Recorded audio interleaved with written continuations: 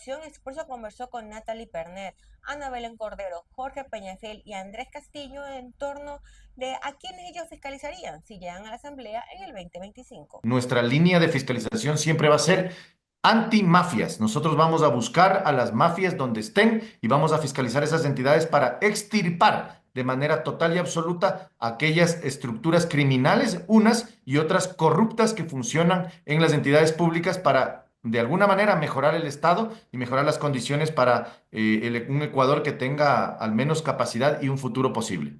¿Se tienen ya previsto algunas entidades?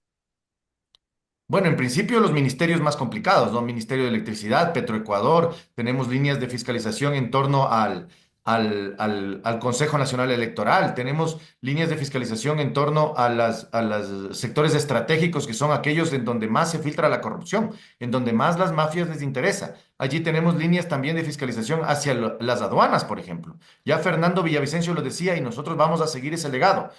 Vamos a investigar a profundidad las aduanas, porque por ahí es en donde se va la minería ilegal y además el narcotráfico. Como tenemos esta crisis galopante de inseguridad, primerito fiscalizar en el sentido, sobre todo de responsabilidad, que los presupuestos para los temas de seguridad, las UPCs estén en total funcionamiento, la policía comunitaria en los barrios y en las regiones más calientes, sobre todo en la ciudad de Quito y la provincia de Pichincha, entiéndase la Roldós, Pizulí, el Comité del Pueblo, el propio centro histórico, tomados por la inseguridad que incluso han preveído que nuestra ciudad, que es una ciudad muy turística, pueda seguir siendo una ciudad patrimonio y turística porque precisamente tenemos mucha inseguridad. Entonces, primero, fiscalizar al sector encargado de la seguridad, como es el Ministerio del Interior, los presupuestos para la Policía Nacional, para la Policía Comunitaria, que se cumplan, por ejemplo, las entregas de un montón de municiones, de armamento, de equipamiento. Se dejaron, por ejemplo, equipamientos de seguridad, carros blindados, aproximadamente 45 carros blindados, para que sean los titulares y quienes están encargados del SNAI, que corren mucho riesgo sus vidas, para que los utilicen. Y tuvimos acá, me parece que son casi 2 meses ya, que mataron a una funcionaria que estaba llevando adelante procesos judiciales en el tema de con grupos de delincuencia organizada acá en el Trébol, y ella se movilizaba en un taxi, ¿verdad? ¿Quiénes usan esos vehículos blindados? Trabajo para investigar a la prensa.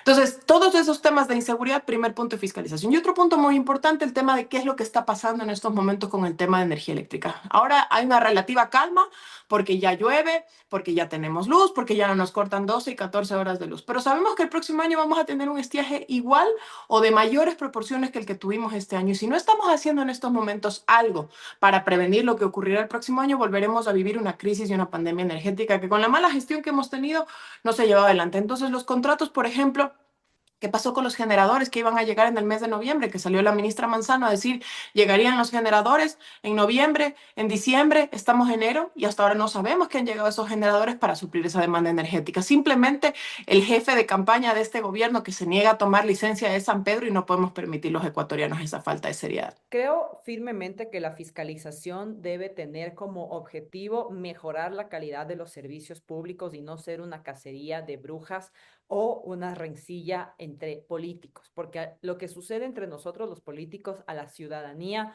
no solo que no le importa, sino que le fastidia. En consecuencia, para mí, y pongo este ejemplo, yo fui una de las proponentes de la ley de economía violeta. La ley de economía violeta es una ley que genera incentivos para cerrar la brecha de género, proponiendo justamente que mejore la calidad de la contratación de mujeres a través de deducibilidad en impuestos, que mejore la calidad de la capacitación en mujeres, permitiendo que se contabilice por 1.5 el porcentaje de formación dual para mujeres. Y sin embargo, vemos que las cifras no están reflejando los beneficios que esta ley tiene.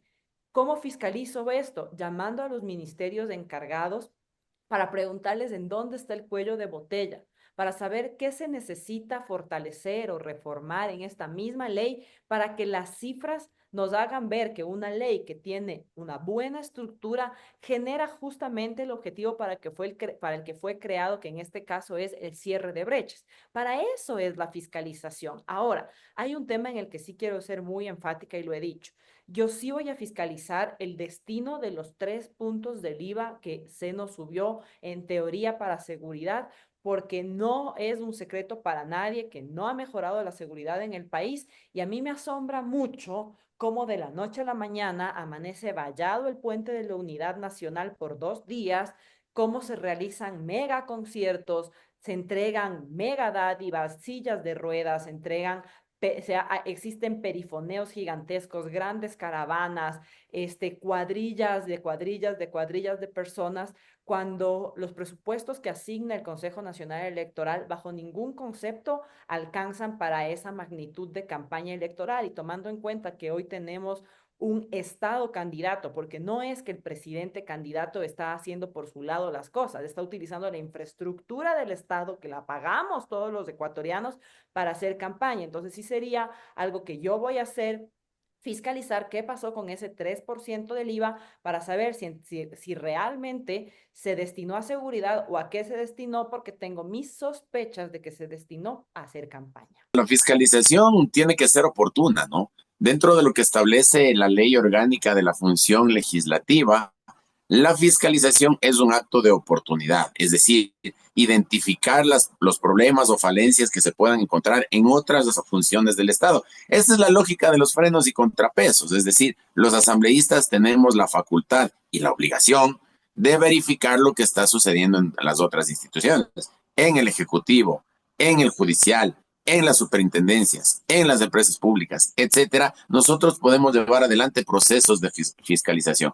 A veces lo que la gente confunde es fiscalización con juicios políticos. La gente cree, por ejemplo, que la fiscalización se resume exclusivamente en los juicios políticos contra ministros, superintendentes, fiscal, contralor, etcétera. Y sí, esa es una parte del control político, pero la fiscalización también implica temas menores que requieren un mayor análisis con profundidad sobre temas específicos, y obviamente desde mi despacho estaremos prestos para llevar adelante todos los procesos de fiscalización, particularmente en las entidades que son las más álgidas, digamos, ¿no es cierto?